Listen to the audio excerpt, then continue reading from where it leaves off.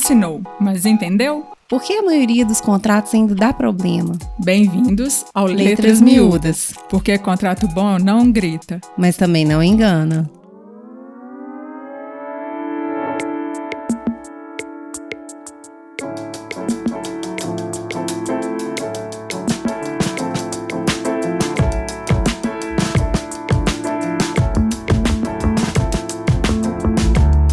Bem-vindos ao primeiro episódio do podcast Letras Miúdas. O podcast onde os contratos ganham voz clara, feminina e afiada. Eu sou a Ilma, economista e especialista em gestão de contratos. E aqui comigo está minha parceira de jornada. Ei pessoal, eu sou a Beatriz, eu sou advogada apaixonada por contratos e por traduzir o juridiquês em estratégia. Nesse espaço a gente vai descomplicar o que te prende em letras pequenas, com uma conversa leve, provocativa e útil. Bora pra conversa?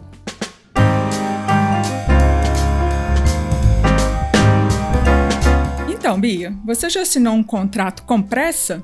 Ou com aquele friozinho na barriga sem saber direito o que estava levando? Ou pior, Ilma, você já achou que estava tudo certo só para descobrir depois o que estava combinado? E não estava tão claro assim? Pois é, a maioria dos problemas contratuais que a gente vê por aí não vem de má fé, vem de má leitura, má comunicação e zero estratégia. Pois é, e é aí que surgem as dores. Elas aparecem lá no meio do projeto, na hora do pagamento, ou quando o relacionamento azeda, enfim, sempre num momento que não é muito legal. Então, Beatriz, você sabia que uma pesquisa da Associação Internacional de Gestão Comercial e Contratual mostra que até 40% dos contratos empresariais acabam em disputas ou precisam de renegociação por falta de clareza? É muita coisa, né? Isso sem falar nas relações que envolvem as pessoas físicas, como os contratos de aluguel, prestação de serviço e até mesmo a matrícula da escola. A confusão nasce sempre da pressa e da confiança cega. Então, bora para uns exemplos reais, Bia, para trazer isso para a realidade e todo mundo entender de uma forma melhor? Então, eu já vi o fornecedor preso em cláusula de exclusividade sem saber que ela nem existia. E eu já peguei um cliente jurando que tinha 30 dias para pagar, mas no contrato estava escrito 5. Falta de leitura, né? E aquela cláusula de reajuste esquecida, que custou milhões para o contratante só porque ninguém lembrou de aplicar no tempo certo. Essa dói demais. E em todas as situações o que a gente mais ouve é: estava no contrato? Sim, estava no contrato, mas as letras estavam miúdas. Um contrato mal redigido, mal lido e mal interpretado. É aquilo que a gente sempre ouve, né, Beatriz? Não existe certo nem errado. Existe o que está escrito no contrato. E se as partes não conhecem, a gente não vai sair do lugar ou vai ter muita briga aí pela frente, né? Continuando, eu já vi empresa contratando serviço de manutenção com SLA genérico e depois ficando semanas parado porque não previa multa nem resposta emergencial. Você acredita nisso? E um que a gente pegou recentemente, você lembra, Ilma? De um contrato que tinha uma cláusula de renovação automática, mas ninguém percebeu? E na hora de rescindir não era mais possível, porque já tinha passado do tempo? Nossa, isso acontece demais, né? Porque o contrato tem a cláusula, ninguém percebe, na hora que tem o problema, a gente vai querer rescindir e não consegue. E aí, muitas das vezes, tem que esperar quase um ano para conseguir rescindir esse contrato. É isso mesmo. Mas é aí que a gente entra, né? Porque contrato não pode ser um risco oculto. Ele tem que ser ferramenta de proteção.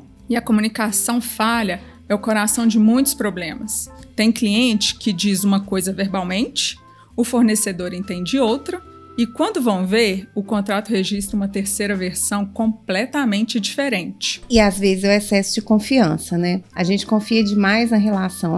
Fulano é de confiança, nunca vai fazer isso comigo. Imagina, conversou comigo, apertou minha mão, me deu um brinde. Não vai acontecer. Mas é o contrato que é o guia que rege essa relação entre as partes. E deve ser ele que deve ser observado na hora de resolver os conflitos. Concordo, totalmente. Você lembra daquela vez que a gente estava com um contrato de prestação de serviço que previa entregas de relatórios mensais? Só que o contratante não leu e não cobrou nada por meses. Resultado? Perdeu a chance de cobrar melhoria e ainda teve dificuldade na hora de renovar o contrato. E os contratos que são assinados com cláusula de retroatividade, sem controle, que já compromete a cobrança de reajuste até a vigência do documento? Isso é clássico, né? Tem que ter muito cuidado. Tudo é leitura. Uma cláusula mal construída pode virar prejuízo, desgaste ou até litígio. Por exemplo, uma cláusula de rescisão com multa de 50% pode travar uma relação.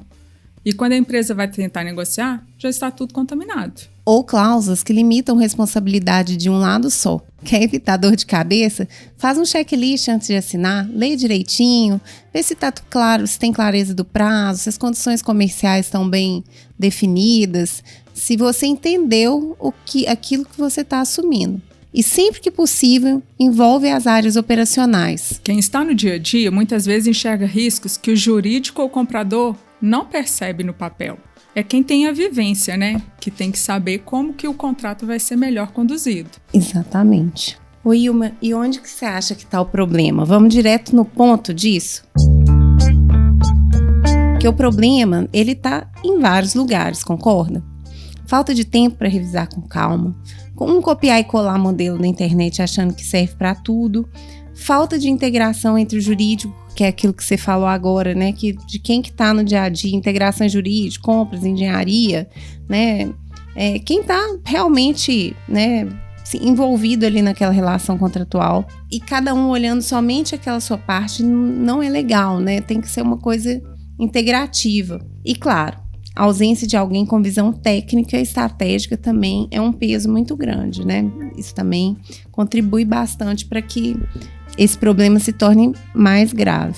Tem que ter conversa, né? Tem que ter diálogo, as partes têm que sentar, têm que conversar, têm que entender, redigir bem um escopo, né? Que é importantíssimo. Muitas vezes os problemas começam de um escopo mal redigido. Então, o contrato é mais do que um papel assinado. É posicionamento, é margem, é viabilidade. E se você não domina isso, alguém vai dominar para você. E não necessariamente a seu favor. E tem ainda a questão de cultura organizacional, né? Muitas empresas tratam o contrato como documento burocrático, não como uma etapa estratégica do processo de compra, venda ou parceria.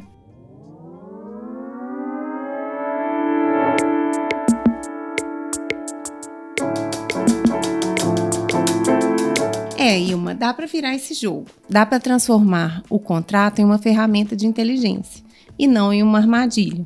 Quais são os primeiros passos, Ilma? Como que a gente pode ajudar o pessoal aí com essas dicas? Bom, Bia, não tem uma regra, né? Mas a gente pode deixar aqui alguns passos que podem nortear essa contratação e essa formalização do contrato. Dá uma segurança, né, Ilma? Então, é ler com atenção, pede ajuda a quem tem isso como missão.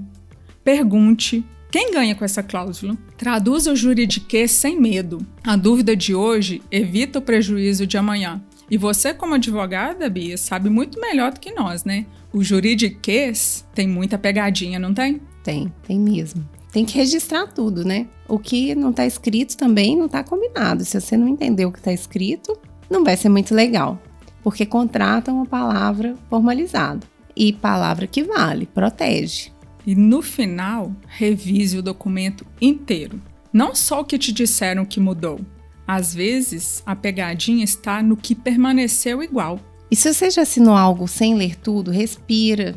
Todo mundo faz isso. Mas daqui pra frente, que tal prestar mais atenção nas letras miúdas? Aí, nos próximos episódios, a gente pode destrinchar temas como reajuste contratual, cláusulas abusivas, contratos com fornecedores e até o impacto da inteligência artificial nos contratos. O que você acha? Demais, Ilma. Segue a gente, pessoal, ativa o sininho, compartilhe com quem vive de contrato mesmo sem saber. Até o próximo. Letras miúdas, porque contrato bom não grita, mas também não engana.